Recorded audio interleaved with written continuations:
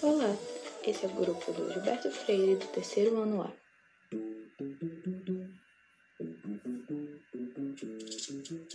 Gilberto Freire foi um sociólogo, antropólogo, escritor, historiador, jornalista, poeta e pintor. Nasceu em Recife, dia 15 de 3 de 1900. Morreu também em Recife, dia 18 de 6 de 1987. Recebeu vários prêmios, tais como Prêmio Aspen, La Madonina, Ordem do Império Britânico, Prêmio Jabuti e Prêmio Machado de Assis.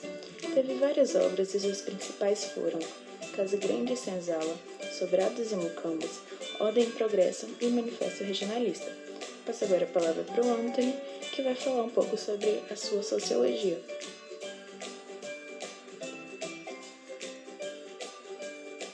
O Brasil do século XIX não possuía um pensamento científico autônomo, pelo motivo de não ter condições suficientes como deveriam ser, porque nessa época a sociologia europeia chegava ao país como uma novidade, através de seus pensamentos, através da sua ideia, da sua corrente sociológica. Quando Gilberto Freire, com sua grande obra Casa Grande e Senzala, marcou como a maior obra do sociólogo, que trouxe a origem dessas várias ideias, mudando a reflexão sociológica. A sociologia nesse fato que era marcada por fatos sociais a serem subordinados a padrões científicos de investigação empírica, tanto também pela reconstrução do passado histórico. Em consequência disso, Gilberto Freire se tornou um marco na história da sociologia brasileira, sendo um grande representante dessa corrente sociológica.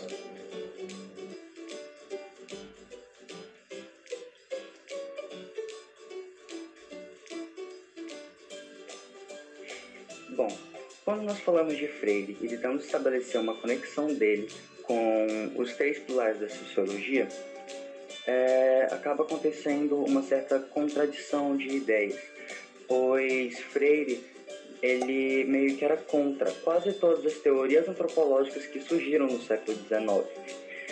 E para Freire, as teorias antropológicas clássicas, elas, meio que de certa forma eram etnocêntricas e defendiam a supremacia da raça branca com relação aos demais.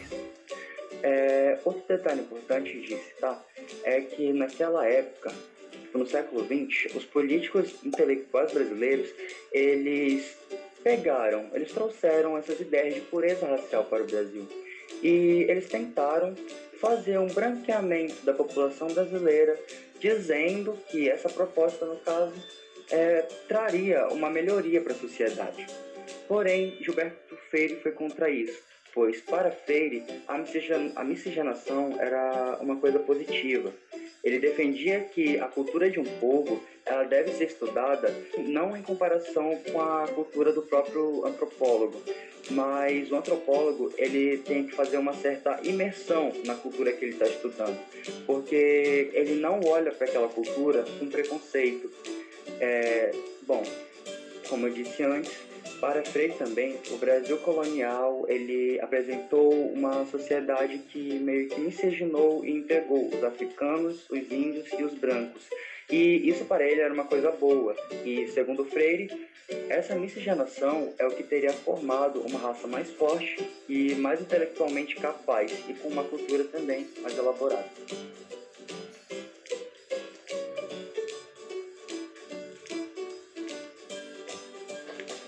Vamos entender um pouquinho sobre a obra de Gilberto Freire, chamada Região e Tradição.